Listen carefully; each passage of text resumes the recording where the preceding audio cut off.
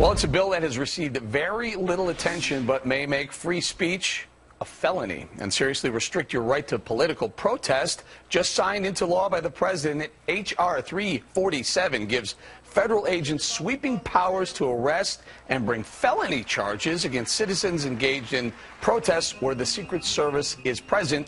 Joining us now with more, Fox News senior judicial analyst, good friend, Judge Andrew Napolitano. Judge, the thing that jumps out off the page, felony? Yeah, felony means more than a year in jail. This is not like a traffic ticket. For standing and protesting, the type of thing that for 230 years Americans took for granted because it was protected by the First Amendment, Congress shall make no law abridging the freedom of speech, has actually been abridged by legislation the president signed last Thursday, supported overwhelmingly by both parties, with very, very little public debate and very little debate in Congress. Basically allows Secret Service agents to decide where there are no free speech zones, not speech zones, no free speech zones. And anybody by the Secret Service can, protected by the Secret Service, can ask those agents to ban protests wherever they are. So I can think of 3 violations: speech violations, association violations, the right to petition the government for a redress of your grievances. What good is free speech if the people in the government are so far away from you that they can't hear you? Judge, what about keeping our elected officials safe?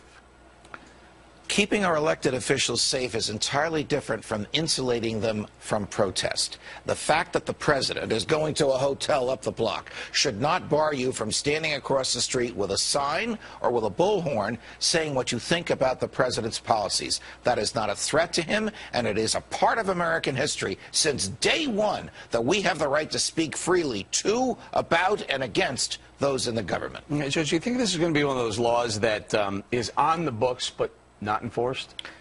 I think it's one of those laws that's going to be enforced when the government wants it enforced. The problem, Eric, is it puts a lot of unbridled discretion in the hands of Secret Service agents who may very well say, you know what, boss, you've had a rough day. We'll keep everybody away from you. Or, you know what, boss, this crowd likes you, so we're going to let them, we're going to let you hear them.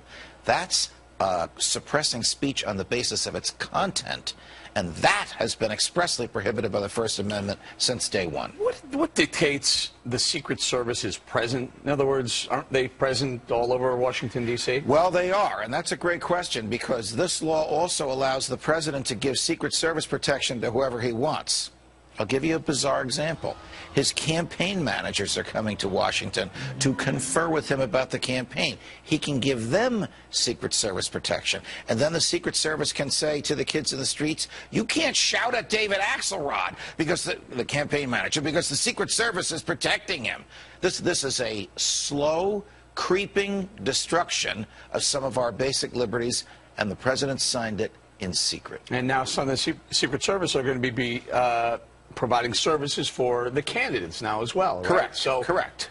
People aren't going to be able to have their opinion about the candidates? If the Secret Service so declares, you won't be able to shout at them. Judge, got to go. The economy's not bad. Sorry about that.